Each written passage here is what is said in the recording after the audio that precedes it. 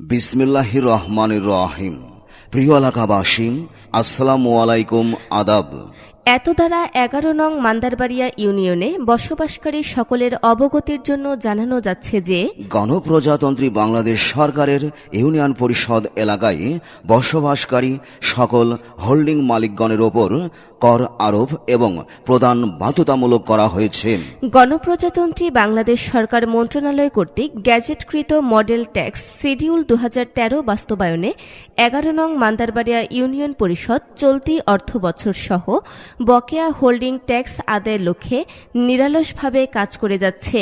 এই ব্যাপারে 11 নং মান্দারবাড়িয়া ইউনিয়ন পরিষদ এলাকায় বসবাসকারী সকল বাড়িঘর ব্যবসা প্রতিষ্ঠানের সঠিক অ্যাসেসমেন্টের মাধ্যমে কর মূল্যায়ন করা হয়েছে।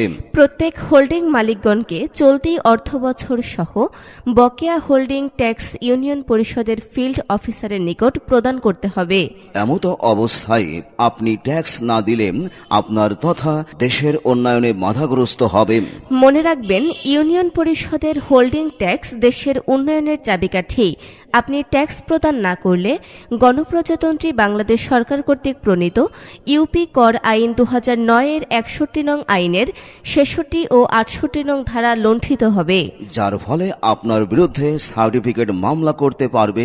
অতএব আপনি ট্যাক্স দিন এবং আপনার প্রতিবেশীকে ট্যাক্স দিতে উৎসাহিত করুন। দেশের উন্নয়নে অংশীদার হন এবং নাগরিক দায়িত্ব পালন করুন। কেননা হোক না আমার কুড়ে ঘর, আমিও দিব অল্প কর, সময় মতো দিলে কর, দেশ হবে স্বনির্ভর। আহ্বানে স্থানীয় সরকার 11 নং মান্দারবাড়িয়া ইউনিয়ন পরিষদ, মহেশপুর, ঝিনাইদহ। আচ্ছা, মাথায় একটা চিন্তা ঘুরপাক খাচ্ছে। ট্যাক্স না দিলে নাকি দেশের উন্নয়ন যেমন বাধাগ্রস্ত হবে, আমাদের ব্যক্তি জীবনে নেমে আসবে অনেক অশান্তি। তুমি ঠিকই বলেছ, তাই তো আমাদের সবারই উচিত ট্যাক্স দেওয়া। আরে ট্যাক্স না দিলে আমাদের এলাকার উন্নয়ন কিভাবে হবে? তাই তো ভাবছি আমাদের 11 নং মান্দারবাড়িয়া ইউনিয়ন পরিষদে চলতি অর্থবছর সহ বকেয়া হোল্ডিং ট্যাক্স পরিশোধ করে আসি। তুমি ঠিকই বলেছ, আমরাও ট্যাক্স দিব আর আমাদের প্রতিবেশীকেও উৎসাহিত করব। কেন নয়? আরে দেশের উন্নয়ন মানে আমাদের উন্নয়ন। ট্যাক্স হচ্ছে উন্নয়নের চাবিকাঠি, তাই তো সময় মতো ট্যাক্স দিব।